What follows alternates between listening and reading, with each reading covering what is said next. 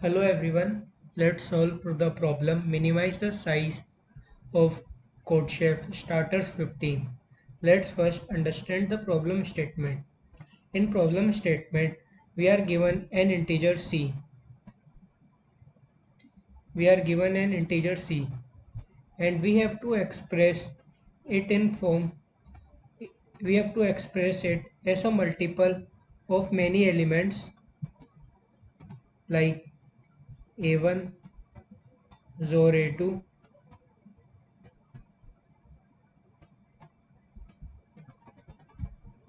till zor an, such that each of ai can be expressed as 2 to power x minus 1, where this x can vary from range 1 to 60. Now what does it mean? Let's understand clearly. First thing is whenever we see bitwise operations and we have to find something, then we should look for observations in binary representations. Let's see with some example. Example 1, example 2, example 3. Binary representation of 1 is 1. Binary representation of 2 is 1 0.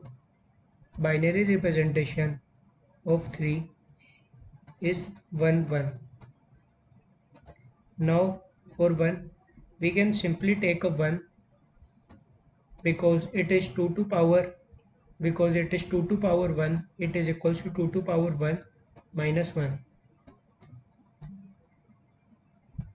For 1 0 we can take 1 1 plus 1 because 1 1 is 2 to power 2 minus 1 and 1 is 2 to power 1 minus 1.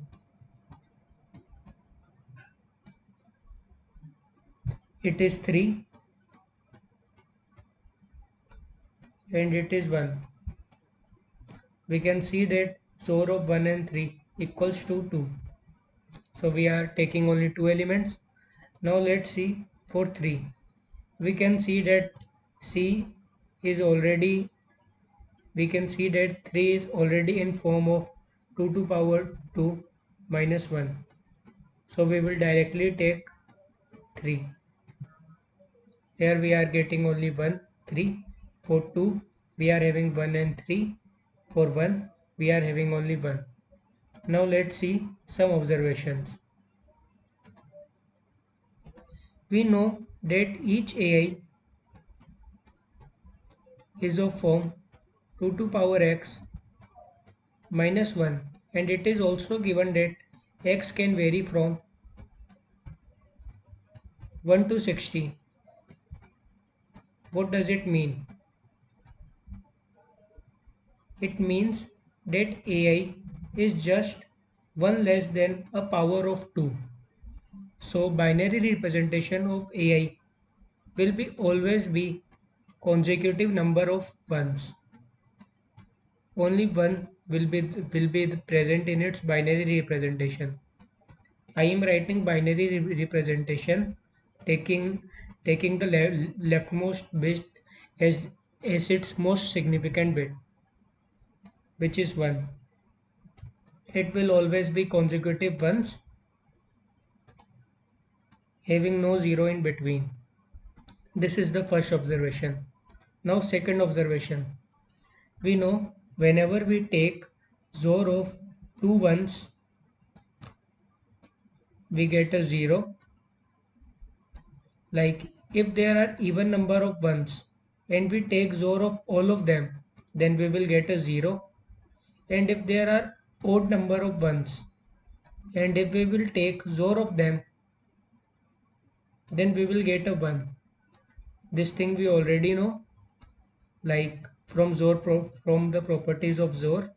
If we take XOR of 0 and 0, we get a 0. If we take XOR of 1 and 1, then we get a 0. If we take of 0, if we take XOR of 0 and 1, then we get a 1. Or if we take a XOR of 1 and 0, we get a 1. Now, by seeing these properties, we can say XOR of even number of ones will be 0 and XOR of odd number of ones will be 1. Now let's see how we will be using it.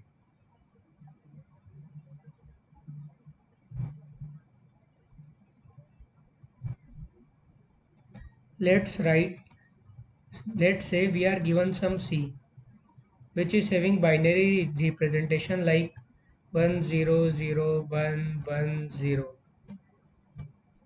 Now we want to tell the minimum number of AI we will need. So let's say we are seeing from its most significant bit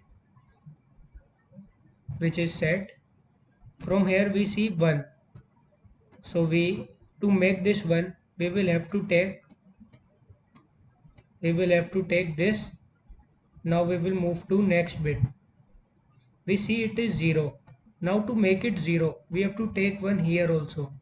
If we will take 1 here, then we have to fill all because we cannot leave it in between, as AI is equals to 2 to power x minus 1 means all the elements will be 1 only. We cannot left 0 here or in between.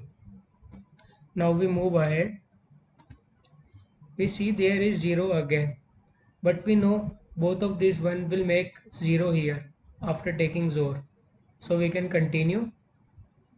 Now we go here. We see here is 1, but here we are having two ones which will give us 0. So we need to take one more 1. So we will take like this. Now we will reach here. Here we see we need a 1, but we are already having odd number of ones. So we don't need to do anything. We will continue. Now here we reach. We see that here we are having a 0. So we need even number of ones, but we are having odd number of ones. So we will make one element like 1 again. Now why this will work always? How can we sure that this will work always? We can say that we are sure always because we know if the most significant digit is 1, then it is necessary for us to take 1 to take 1 1 1 1 from that digit. After that if we found 0, then we have to change it. Then we have to change it. We cannot do we even if we make more operation, then also we will have to change it. So we are taking minimum number of steps here, but there is an exception. Some exception, like if C is 0, then its binary representation is 0. And let's say we are starting from here. We see that it's a 0, so we don't need to do anything. But we can see that x can be from 1 to 60 only. Let's say we are taking 0 elements, but it is not possible. Let's say we take one element and make it 0, but 0 is not cannot be expressed as 2 to power x minus 1, where x can be from 1 to 60. So for making a 0 here, we will need to take, need to take two ones which are both 2 to power 1 minus 1. That's the exception case. Now let's see the code part. We have taken n. We have dealt with the exception case already. even if we reach at the end a condition like this having last bit as 0, then we can always change by putting a element there. Here we are just we just are taking the binary representation of n. Let me change all n as this is c. This is c which we have taken as input. I have just taken the variable name as n. After that, this is for storing the binary representation of c. Binary representation. Here we are just forming the binary representation of C by going from 0 to 63. This is safe because C can be up to 2 to power 60 only. So it is safe. We can take value as we can take n, and well we can mark the bit as 1. I have taken 1 LL because because there can there can be int overflow. You can see that I have defined my int as long already, so there will be no problems. What is this one? This one is the count of number of ones. Let's say we are moving like this, and we have put it ones like that here, something like this, and we have reached this index. Now we want to know number of ones we already have. So that is defined.